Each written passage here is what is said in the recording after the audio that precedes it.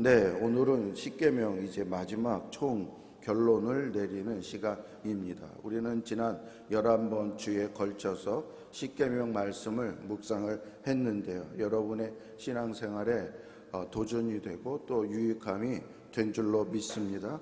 십계명 첫 계명이 나 외에 다른 신을 섬기지 말라라부터 시작을 해서 마지막 계명인 내 이웃의 것을 탐내지 말라, 이것들을 살펴보았습니다. 여러분, 십계명 말씀을 쭉 들으면서 어떤 생각을 하시게 되었습니까? 여러 가지 생각을 하셨을 텐데, 특별히 청년들, 청소년들은 어떤 생각을 하셨습니까? 또 하지 말라야? 집에서도 하지 말라, 학교에서도 하지 말라.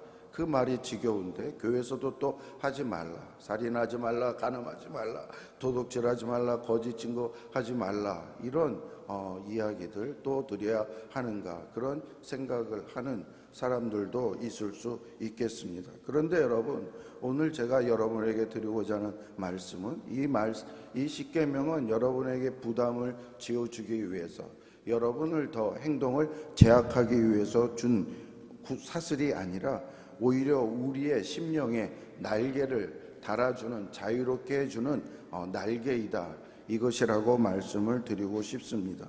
십계명은 하나님이 우리를 통제하고 엄격하게 관리하기 위해서 주신 말씀이 아니라 우리를 너무나 사랑하시는 하나님께서 우리에게 주신 귀한 선물입니다.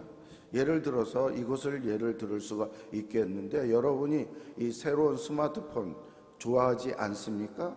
그 스마트폰에 보면 그 안에 사용 설명서가 들어가 있는데, 그 사용 설명서에 보면 이 스마트폰을 잘 사용하고 유익되게 사용하기 위한 여러 가지 규칙들이나 방법들이 나와 있어요.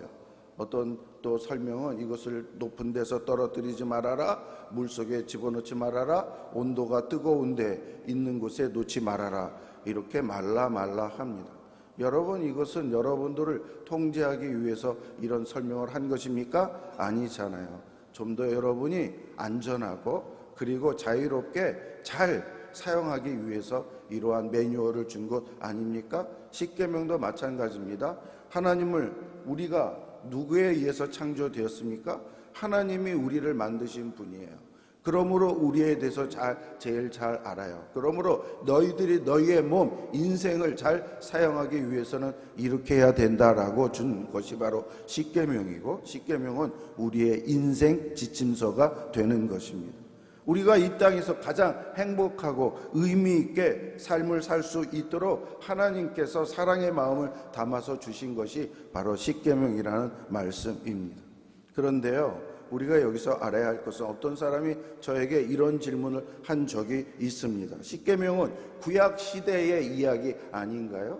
그것도 특별히 이스라엘 백성들에게 국한된 이야기가 아닌가요? 그런데 우리는 신약시대에 살고 있는데, 신약시대에 살고 있는 우리들에게 이 말이 적실한 말씀인가요? 이렇게 묻는 사람들이 있었습니다. 네, 좋은 질문입니다. 그것에 대해서는 성경이 말씀하고 있습니다. 먼저 베드로 사도는 신약시대의 교회에게 이런 말씀을 했습니다. 다 같이요, 시작. 너희는 택하신 족속이요 거룩한 나라요 그의 소유된 백성이.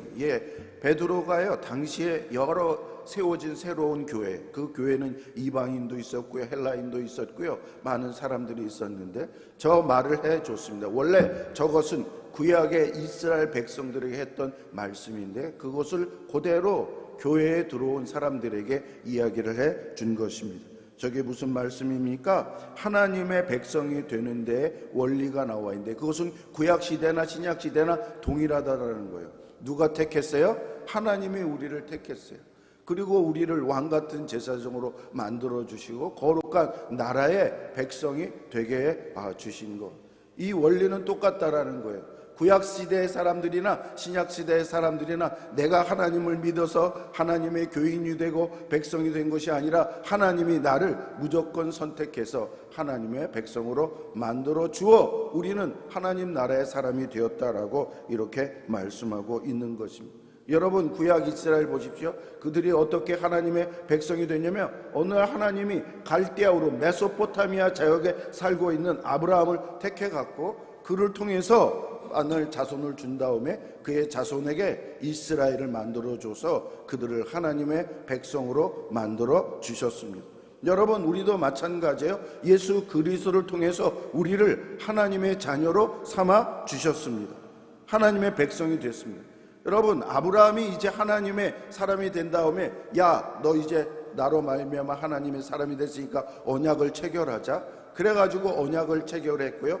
내가 하나님을 나의 하나님으로, 그리고 나는 너희는 내 백성이 돼서 내가 너희를 돌보아 줄게, 이렇게 했는데, 마찬가지로 신약도 예수님으로 인해서 우리가 택함을 받았습니다. 하나님의 자녀가 되었습니다. 그러므로 하나님과 언약을 맺게 되었는데, 하나님, 나는 하나님이 택해 줬으니까 하나님 사람으로 살겠습니다. 하나님이 주신 법도로 살겠습니다. 이 내용이 바로 뭐라고요? 십계명이라는 말씀입니다. 그러므로 십계명은 단순히 고대의 이스라엘에게만 국한된 법전이 아니라 모든 시대와 지역을 초월하는 그리스도를 믿는 모든 사람들에게 주신 하나님과의 약속이다. 여러분, 결혼하면은 결혼 약속을 지키지 않습니까? 나 외에 다른 사람을 기웃거리지 않는다. 오직 이 가정만, 똑같은 거예요. 똑같이 나 외에 다른 신을 섬기지 말아라. 이게 십계명의 첫 결혼 선언문과 같은 내용 아닙니까?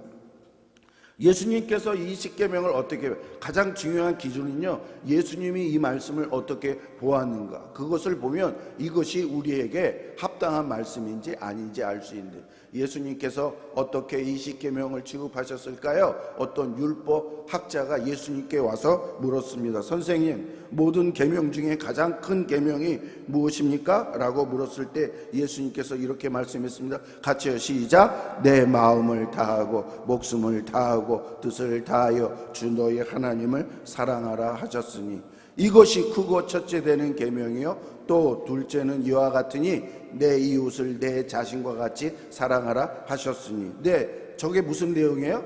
십계명의 내용이잖아요. 1계명부터 4계명까지는 하나님을 사랑하라는 내용의 계명을 주셨고, 5계명부터 10계명까지는 이웃을 사랑하라는 계명을 바로 주신 것입니다. 예수님도 십계명을 저렇게 충분히 인정하고 그것을 너희들이 계명, 가장 중요한 계명이 십계명이니 십계명부터 지킬 수 있도록 해라라고 말씀을 해 주신 것입니다. 근데 여러분, 이 십계명을요, 특별한 분위기 가운데 하나님께서 우리에게 주셨다는 걸 알 수 있습니다. 이 십계명이 사랑의 선물이라고 하는데, 그런데 굉장히 주실 때에는 무서운 그러한 가운데에서 우리에게 주셨어요. 오늘 우리가 읽어보지 않았습니까?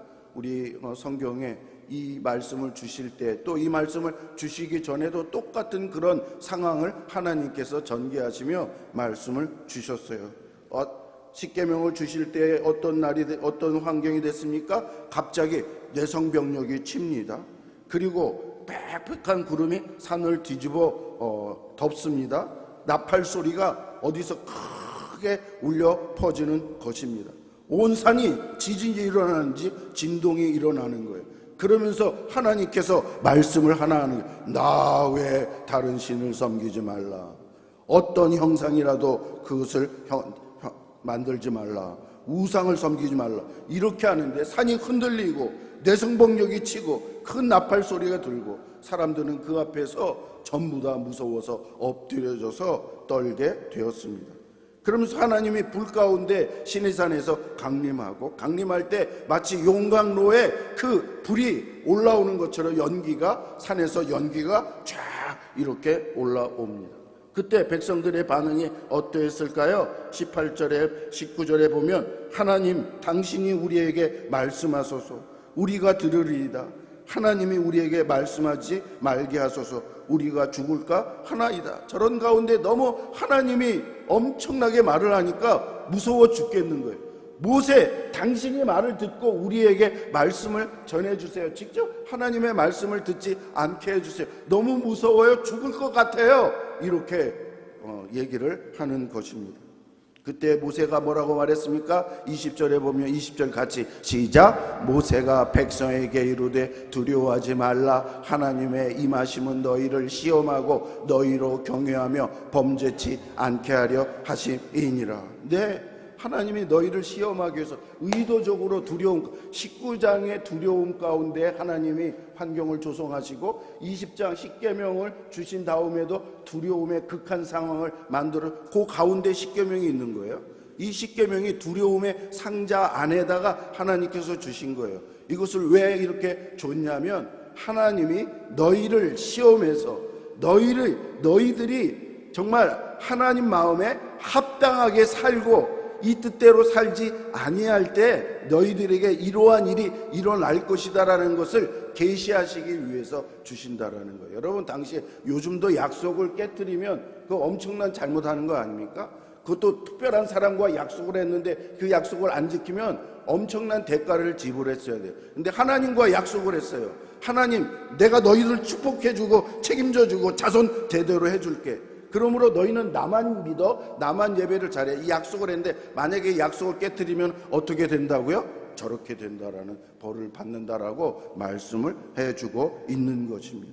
여러분, 하나님이 어떤 분인가를 보여주기 위해서 하나님이 직접 나타나서 하나님을 보일 수 없으니 여러 가지를 통해서 하나님의 그러한 마음의 뜻을 표현한 것이고 또 죄의 결과가 어떻다라는 것을 보여주기 위한 것입니다. 벼락이 칩니다. 번개가 칩니다. 산이 지진이 움직입니다. 이런 일이 언제 일어난가? 종말 때 하나님의 말씀을 벗어나서 무시한 자들에게 이런 일이 일어난다라고 계시록에서 저 똑같은 말씀을 합니다. 같이요, 시작. 누구든지 생명책에 기록되지 못한 자는 불못에 던져지라. 네, 하나님 언약을 무시하고 언약 밖에 있고 마음대로 살았던 그러한 뭇 백성들은 불못에 지금 뇌성병력이 치고 산이 진동하고 땅이 덮어지는 그러한 심판을 받게 된다라고 말씀을 합니다. 여러분, 하나님의 계명을 단순히 우리가 어기는 것은 실수하는 게 아닌 거예요. 하나님과의 계약을 파기하는 거예요. 계약을 파기하는 자에 대한 대가는 이렇다라는 것을 우리들이 알아야 합니다. 그러므로 여러분, 십계명 말씀을 읽을 때 배경이 바로 이런 배경이라는 걸 깨닫고 하나의 말씀을 엄중하게 생각하고 그 말씀을 지키려고 해야 하는 것입니다. 네, 이제 여러분, 제가 중요한 부분, 십계명 전체에서 중요한 부분을 여러분께 정리해서 말씀을 드립니다. 이 메시지가 십계명의 핵심 메시지입니다. 하나님께서 십계명을 우리에게 주신 목적은 제가 앞에서 말씀드린 안 지키면 니네 죽여, 니네 불심판 내릴 거야, 이런 목적으로 하나님께서 주신 것일까요? 그것은 아닙니다. 모세가 아까 20절에 저렇게 말했습니다. 하나님이 임하심은 너희를 시험하고. 이 시험한다라는 뜻은요, 일종의 시험지입니다. 이 시험지는 특별한 성적을 매기거나 등수를 매기려는 시험이 아니고요, 이 시험의 테스트는 뭐냐면 우리가 얼마나 부족한 죄인인지, 얼마나 철저한 죄인지를 깨닫게 하기 위해서. 제가 중학교 때 좀 수학을 잘했어요. 그래서 수학에서 학교에서 1등을 했어요. 야, 나 수학 잘한다. 그러면서 교육청에서 하는 올림피아 거기에 대회 나갔는데 수학 문제를 받았는데 풀 수 있는 문제가 몇 문제 없었어요.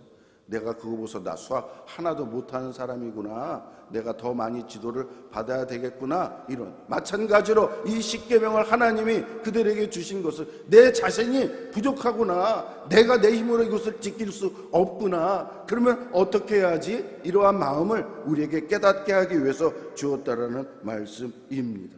하나님께서 바로 이러한 것을 깨닫게 하기 위해서 우리 스스로는 하나님이 주신 계명 율법 다 지킬 수 없고, 아이고 또 잘못했네, 나는 낙방생이야, 낙제생이야, 이런 말씀을 깨닫게 하기 위해서 하나님께서 먼저 이 말씀을 주셨다라는 거예요. 그건 내 말이 아니에요. 갈라디아서 3장 24절에 보면 그렇게 나와 있습니다. 같이요, 시작. 이같이 율법이 우리를 그리스도께로 인도하는 초등교사가 되어 우리로 하여금 믿음으로 말미암아 의롭다함을 얻게 하려 함이라. 네, 이 율법이 누구에게로 인도하게 하는, 그리스도에게로 인도하는 역할을 하는 거라고 말을 합니다.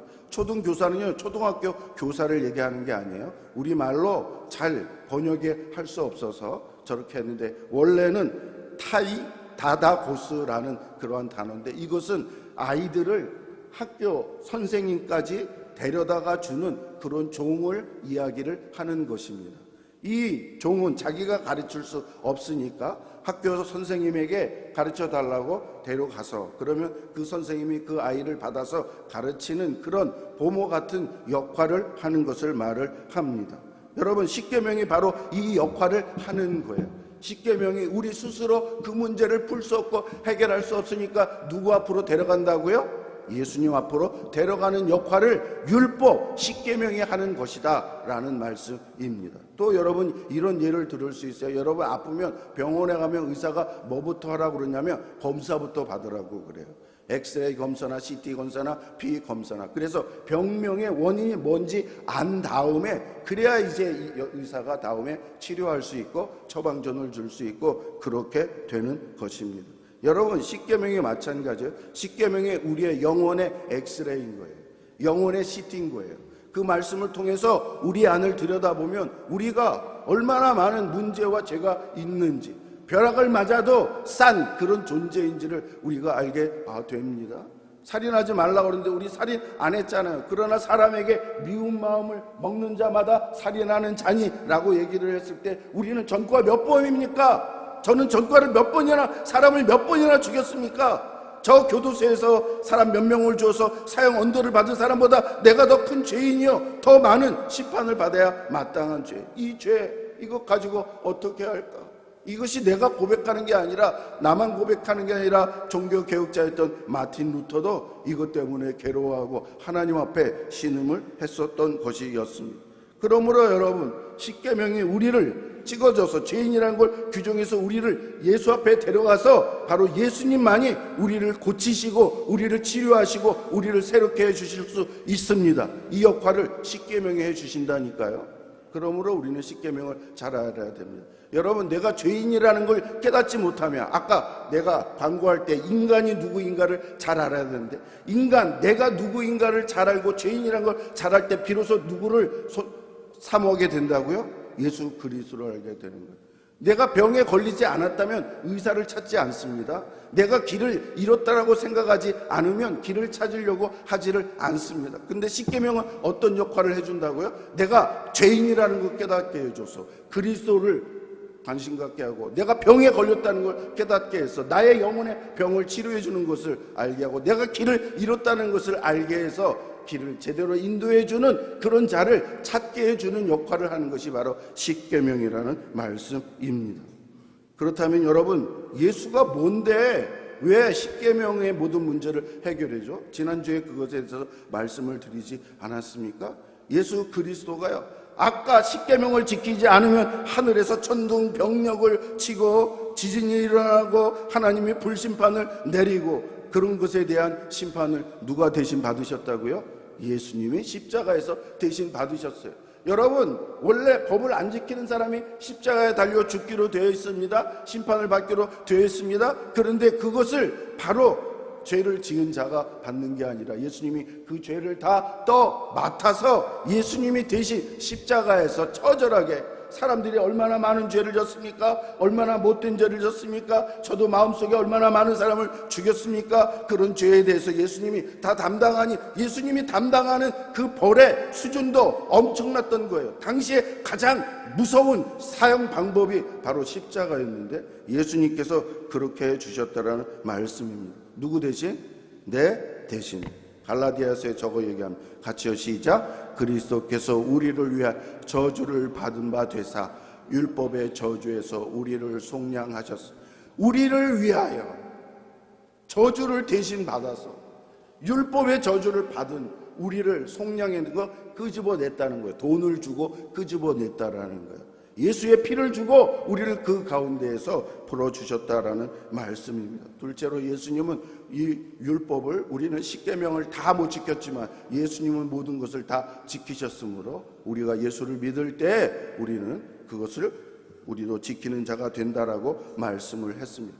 여러분, 예수님은요, 이 율법에 대해서 무시하거나 그리고 이것을 폐하라고 말하지 않고 율법은 자기가 다 완성한다라고 얘기를 했습니다. 성경 구절, 그 다음 구절요, 띄워주세요. 같이 시작. 내가 율법이나 선지자를 폐하러 온 줄로 생각하지 말라. 폐하러 온 것이 아니요 완전하게 하려 함이라. 네, 구약에 율법 많잖아요. 617개의 계명이 많잖아요. 이것을 다 하나라도 안 지키면 F학점을 맞아서 다 낙제가 되는 것입니다. 그런데 예수님께서는 그 모든 율법, 그거를 예수님이 없애려고 하신 게 아니라 예수님이 다 지키셨어요.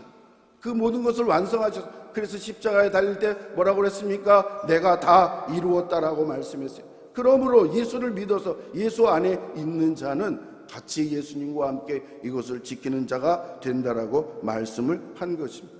여러분, 이게 복음이에요. 복음이 뭐예요? 좋은 소식이에요. 왜 여러분에게 좋은 소식이 됩니까? 나는 십계명을 지킬 수 없지만, 그래서 하나님께서 지키지 않는 자에게 주신다고 하는 벌을 받을 수밖에 없지만, 예수님이 대신 그것을 받으심으로 나는 받지 않게 되었고, 예수님이 대신 율법을 다 지켜주심으로 말미암아 내가 예수를 믿으면 그 율법을 내가 다 지키는 것이 되어서 누구를 만날 수 있다? 하나님을 만날 수 있다. 하나님이 나의 하나님이 되고, 내가 하나님이 나를 돌보아주는 나의 아버지가 된다. 이래서 굿뉴스인 거예요. 이래서 복음인 거예요. 이래서 예수 믿으세요 라고 말씀을 하는 것입니다. 그렇다면 또 질문이 여기서 생길 수 있어요. 그렇다면 예수님이 다 해줬다면 이 십계명 우리가 지킬 필요가 없는 것 아닙니까? 이제 십계명 무시하고 마음대로 살아도 되는 것 아닐까요? 이렇게 생각하는 사람이 있을 수 있습니다. 아닙니다, 여러분. 정반대입니다. 이제부터 십계명은 우리에게 전혀 다른 의미가 되는 것입니다. 십계명은 더 이상 저희들에게 정죄하는 무서운 법이 아니라 우리에게 자유의 날개를 달아주는 은혜의 날개, 자유의 날개의 법이 됩니다. 로마서 8장 1절에서 뭐라고 말했습니까? 다 같이요, 시작. 그러므로 이제 그리스도 예수 안에 있는 자에게는 결코 정죄함이 없나니. 노란 글씨 뭐라고 했어요? 절대 정죄, 네버 정죄함이 없다. 절대. 여러분, 재판장에 가면 재판사, 판사가 나중에 너는 길티다, 너는 죄인이다 이렇게 하면 그 벌에 대해서 받아야 돼요. 저도 개를 저희 집에 잘못 키워가지고 개를 방치에 주사를 안 맞춰갖고 길티법을 받았어요. 그래갖고 벌금을 몇백 불 내고 정죄를 받았어요. 저는 미국에서도 이제 이 전과자입니다.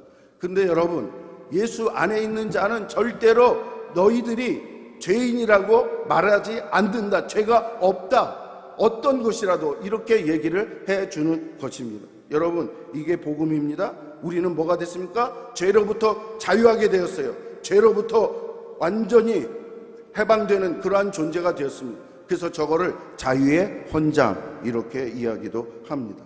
생각해 보세요. 만약 십계명이 없다면, 여러분, 우리는 십계명이 없다면 어떻게 합니까? 그것에 대해서 죄를 질 거 아니에요. 간음하지 말라.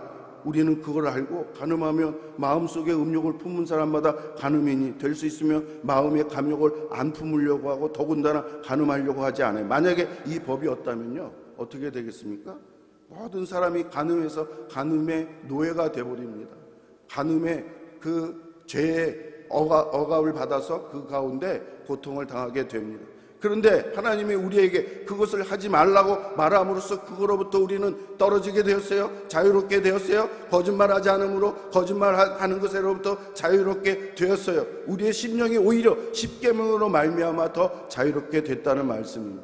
제가 옛날에 잘 썼던 예화를 두 가지에 대해서 말씀을 드리겠습니다. 기찻길 철도 레일이 기찻길 위에 레일에 따라서 사방으로 잘 움직입니다. 레일이 여러분 자유를 구속하는 것입니까? 아닙니다. 레일이 있음으로 말미암아 기차가 잘 편안하게 안전하게 마음대로 다닐 수가 있는 것입니다. 그런데 기차가 이 레일 기차는 내 마음대로 가고 싶어, 내가 가고 싶은 대로 마음대로 하면서 레일을 무시하고 마음대로 간다면 그 기차는 어떻게 되겠습니까? 넘어지고 쓰러지고 고통당하고 파멸에 이르는 그런 결과가 나타날 수밖에 없을 것입니다. 마찬가지예요, 여러분. 십계명이 레일이라니까요. 예수님이 레일이라니까요. 그 레일 위에 우리가 말씀에 따라 살아간다면 우리는 자유롭게 죄에서 얽매이지 않고 우리는 평안하게 하면서 우리의 삶을 살 수 있을 것입니다. 여러분, 서울에 가면 내가 얼마 전에 오랜만에 지하철 탔는데 얼마나 많은 노선이 있는지요.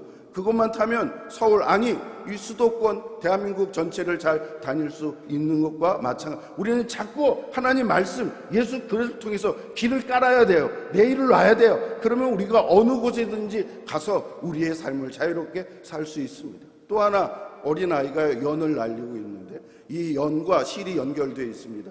연이 저 높은 데 있어요. 근데 어떤 사람이, 야, 연과 실이 연결되는데 저 연을 자유롭게 하기 위해서 실을 끊어버리면 되지 않겠니? 이걸 너무 의문이죠.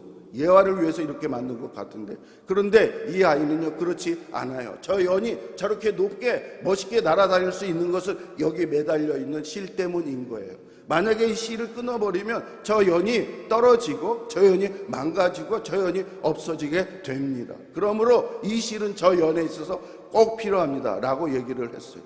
여러분, 지금 십계명이 뭡니까? 바로 실이라는 말씀입니다.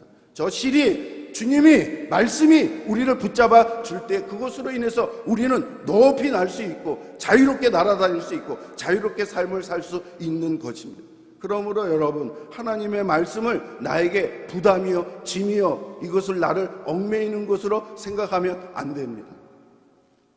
뭐라고 예수님 말씀했습니까? 진리를 알지니 진리가 너희를 어떻게 자유케 하리라.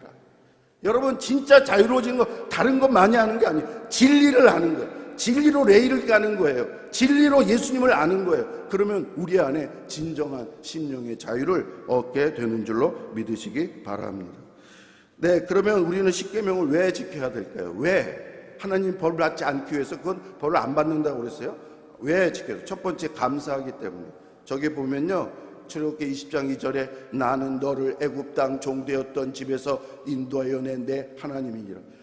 애굽의 노예였는데 그들을 끄집어 낸 다음에 그들에게 이 말씀을 준 거예요. 그러므로 이것은 너희들이 이 말씀을 지켰기 때문에 너희들을 종에서 해방시켜줬어가 아니에요. 처음부터 해방을 시켜줬어요. 해방이니까, 자유이니까 이제부터 이 말씀을 지켜, 이렇게 얘기를 한 거예요. 마찬가지로 여러분, 우리가 왜 예수님께, 우리 예수님 말씀을 순종해야 됩니까? 예수 구원받기 위해서. 그게 아니라 이미 우리를 종에서 구원해 주시고 자유인이요 하나님의 백성으로 만들어 주신 그것에 대해서 감사하기 위해서입니다. 여러분, 교회 왜 나옵니까? 구원받기 위해서. 구원받았다니까요. 그럼 교회 왜 나와야 돼요?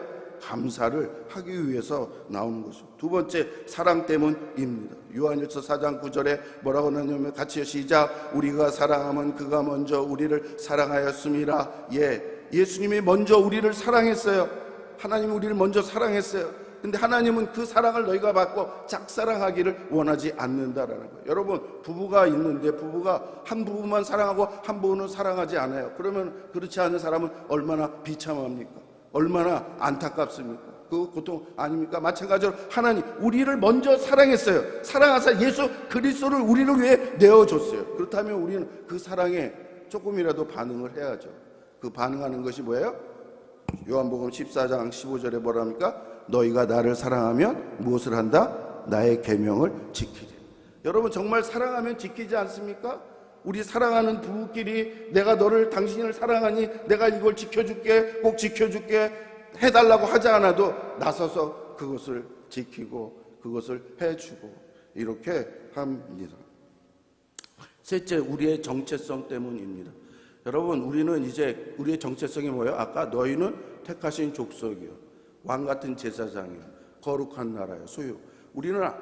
우리의 시티즌십은 하나님 나라라니까요. 대한민국 사람이면 대한민국으로서의 어떤 정체성을 가지고 있는 것처럼, 마찬가지로 우리는 이제 하나님 나라의 사람이니까 하나님 나라 사람의 정체성을 가지고 살아야 된다고. 그리고 함부로 간음하지 않는 거예요. 함부로 도둑질하지 않는 거예요. 지금 보십시오. 재판 보십시오. 정치권 보십시오. 전부 다 도둑질해서 잡혀가고 그렇게 하지 않습니까? 그러나 진정한 기독교인은 그런 면에서도 깨끗한 거예요. 그런 면에서도 순수한 거예요. 그런 면에서 청문회들에도 여자 문제 하나도 안 나타나는 거예요. 왜? 우리의 정체성이 뭐고? 하나님의 자녀입니다.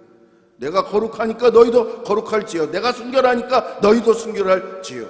이것이 바로 우리가 알아야 될 그러한 말씀인 것입니다. 여러분, 결론적으로 말씀을 드리겠습니다. 십계명은 첫째, 두려운 심판자입니다.